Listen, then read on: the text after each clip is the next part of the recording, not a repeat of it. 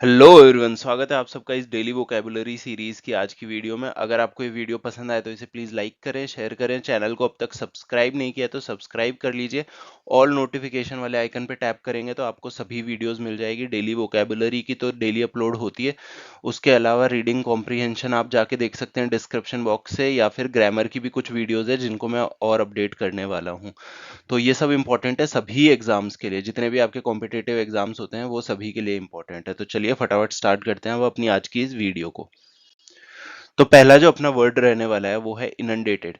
ठीक है, आप सबको पता है कि करोल बाग में क्या हुआ है। Civil services aspirants in coaching hubs of Mukherjee Nagar, old Rajendra Nagar से they stay in windowless basement PGs which get inundated after a heavy rain spell because such rooms cost half as much as rooms on the ground and upper floors। ठीक है, ये situation तो है कि जहाँ पे भी यूपीएससी के ये जो कोचिंग हब्स है ना, यूपीएससी क्या एसएससी या कुछ भी मान लो, आप दिल्ली में आओगे तो आप देखोगे कि मुखर्जी नगर में या ओल्ड राजेंद्र नगर में कि ये बेसमेंट में या फिर विंडोलेस एरियाज में, मतलब कंपार्टमेंट्स बने होते हैं, उसमें रह रहे होते हैं। अब ये सिर्फ हैवी रेन की बात नहीं है, गर्मी होती है तो भी बहुत ज्यादा गर्मी होती है। ठीक। बाकी कॉस्टिंग हाफ है वो तो है, यहाँ पे यही लिखा हुआ है कि ग्राउंड और अपर फ्लोर से।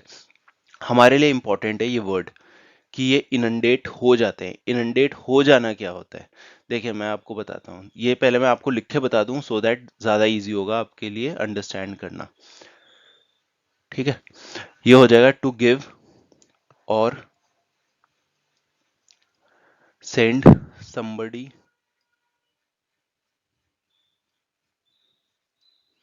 so many things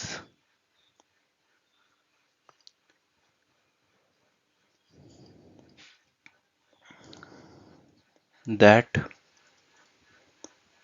he she can't deal with them all।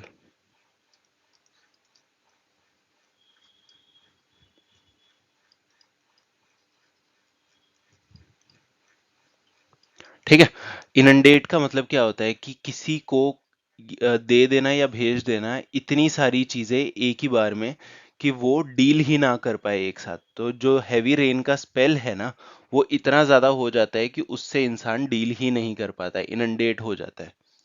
ठीक है, आसान वर्ड समझ आ गया होगा। अब देखते हैं इसके सिनोनिम्स क्या क्या है। देखिए, एक तो आपका हो जाएगा ड्राउन। ठीक है, दूसरा आपका हो जाएगा फ्लड। ये हमारे हो जाएंगे सिनोनिम्स। अब इसके एंटोनिम्स क्या क्या रहने वाले हैं, इसका उल्टा ड्रॉट। ठीक, दूसरा हो जाएगा ड्राई। एक और लिख देता हूँ, एरिड। ये सब हो जाएंगे एंटोनिम्स। अब इसके ये आपका कौन सा पार्ट ऑफ स्पीच रहेगा, इनंडेट हो जाना, मतलब कुछ काम हो रहा है, तो यह हो जाएगा आपका वर्ब। ठीक है, बाकी अगर आपको इस वीडियो की पीडीएफ चाहिए तो आप यहाँ से जाइए। एक और चीज़, अगर आपको कैसी भी लगती है वीडियो, अच्छी लगती है, खराब लगती है, कुछ इंप्रूवमेंट चाहते हैं, कुछ आप मटेरियल चाहते हैं, तो आप कमेंट सेक्शन में बता सकते हैं। प्लीज़ आप फीडबैक ज़रूर दीजिए। ये चैनल, आप टेलीग्राम चैनल ज्वाइन कर सकते हैं मेरे साथ। अगर आपको कनेक्ट करना है तो आप यहाँ से कर सकते हैं, बाकी हमारे चैनल का नाम है ही। अब चलिए नेक्स्ट वर्ड देखते हैं। नेक्स्ट वर्ड है पेरिलस। ठीक है, ये पी है। Any further delay in census taking is perilous. ठीक है, ये एक आर्टिकल आया हुआ था, तो हम देख लेते हैं पेरिलस क्या होता है। देखिए, पेरिलस क्या होगा, एक ही वर्ड में आपको समझ आ जाएगा, डेंजरस। है ना, कि अगर सेंसस में कोई भी डिले होता है आगे का, क्योंकि 2021 में होना चाहिए था, तो वो क्या होगा, पेरिलस होगा, मतलब कि वो होगा डेंजरस। ठीक है, अब इसके सिनोनिम्स बताता हूँ। देखिए, पेरिलस का पहला सिनोनिम हो जाएगा आपका थ्रेटनिंग।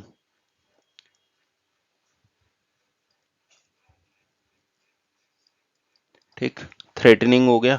उसके बाद दूसरा आपका हजार्डस हो जाएगा।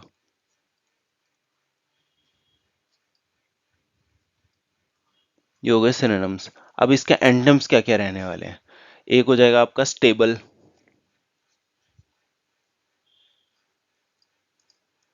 ठीक, काम, सेफ। ठीक है, ये हो गया आपके एंटोनिम्स। ये कौन सा पार्ट ऑफ स्पीच रहने वाला है, ये रहेगा एडजेक्टिव, क्योंकि ये क्वालिटी के बारे में बता रहा है कि कैसी अगर डिले होगा इसकी क्वालिटी, तो ये कैसा होगा। ये होगा आपका एडजेक्टिव। क्वालिटी वाले वर्ड्स हमारे होते हैं एडजेक्टिव। ठीक है, अब देखते हैं नेक्स्ट वर्ड अपना। नेक्स्ट वर्ड अपना रहने वाला है अनइम्पीडेड। ठीक है। Quad calls for end to violence in Ukraine, Gaza and Myanmar. ठीक है, म्यांमार में भी आपको पता है कि मिलिट्री कू हो रखा है, उसको कू बोलते हैं, लिखा ऐसे जाता है, बोलते हैं उसको कू है। ठीक है। और बाकी यूक्रेन और गाजा में क्या हो रहा है वो आपको पता ही है।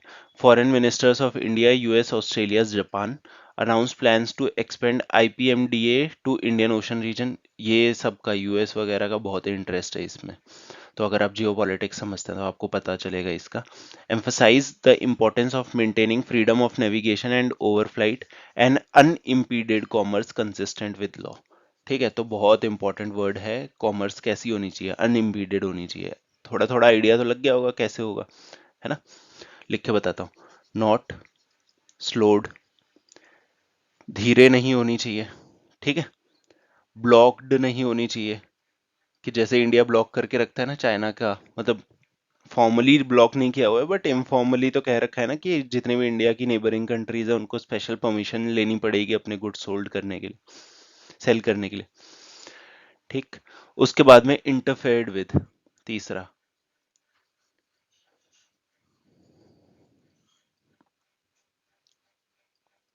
ठीक है, कि ऐसी कॉमर्स होनी चाहिए, कॉमर्स मतलब जो ट्रेड की बात हो रही है वो स्लो नहीं होनी चाहिए, ब्लॉक नहीं होनी चाहिए, या फिर उसमें इंटरफेरेंस नहीं होनी चाहिए इस चीज के लिए। ठीक है, और वो कंसिस्टेंट विद लॉ तो होनी ही चाहिए।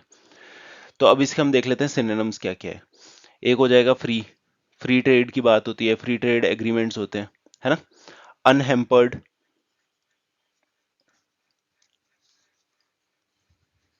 अन अनरिस्ट्रिक्टेड हो जाएगा, अनलिमिटेड हो जाएगा। ठीक है, आइडिया लग जाएगा आपको उसका। अब इसके सिनोनिम्स क्या क्या होंगे। एक तो हो जाएगा हिंडर्ड, जिसमें हिंड्रेंसेस क्रिएट हो रहे हो, ठीक है, ढंग से हो करने ना दिया जा रहा हो। ठीक है। दूसरा हो जाएगा रेस्ट्रिक्टेड।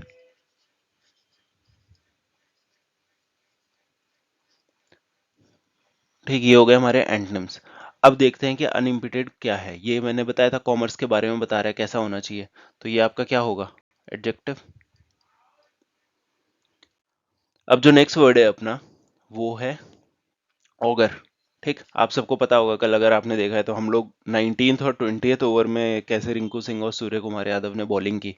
ठीक है, तो मतलब गौतम गंभीर के टाइम पे यही हो रहा है, सभी बैट्समैन बॉलिंग करेंगे, सभी बॉलर शायद बैटिंग भी कर लेंगे। तो यहाँ पे क्या है, गोल्डन आर्म, पराग, क्योंकि जो रियान पराग है इसने बहुत अच्छी बॉलिंग की थी, 3 बोल्ड मारे थे। ठीक है। Exploits with the ball, augur well as he looks to cement his spot in the side. ठीक है, तो हमें देखना है कि ये जो ऑगर है ये क्या होता है। इसको कई जगह आप ना ऑगर्स भी लिखा हुआ देखोगे एस के साथ में। ठीक, तो इसको आप बोलोगे पोर्टेंड अ गुड और बैड आउटकम। ठीक है, इससे ज्यादा समझ आया, नहीं आया। और ये चीज किस में होनी चाहिए, किसी इवेंट में या फिर सरकमस्टांस में। ठीक, चलिए बताता हूँ। कोई चीज अच्छे के लिए या बुरे आउटकम में हो। अब यहाँ पे क्या लिखा है, ऑगर्स वेल। ठीक है, मतलब अगर वेल हुआ है तो वो किससे रिलेट करेगा, गुड से रिलेट करेगा। ठीक है, अगर यहाँ पे वेल की जगह बैड हो जाता तो वो इससे रिलेट कर लेता, है ना, बैड से। तो बस इस तरह से ऑगर का मतलब कि कोई भी आउटकम आपका कैसा आ रहा है ना। तो आपको समझ आ गया होगा। अब हम देख लेते हैं इसके सिनोनिम्स। देखिए, एक हो जाएगा आपका प्रेडिक्टर। ठीक, दूसरा हो जाएगा फोरकास्टर।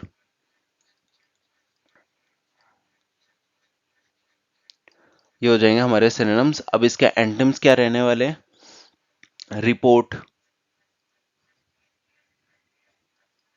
ठीक है, नरेट, रिसाइट। ठीक है, ये सारे हो जाएंगे आपके एंटोनिम्स। अब ये कौन सा पार्ट ऑफ स्पीच है, ऑगर, ये है वर्ब, क्योंकि काम हो रहा है, अच्छा बुरा कैसा वो नहीं पता लेकिन काम हो रहा है ना।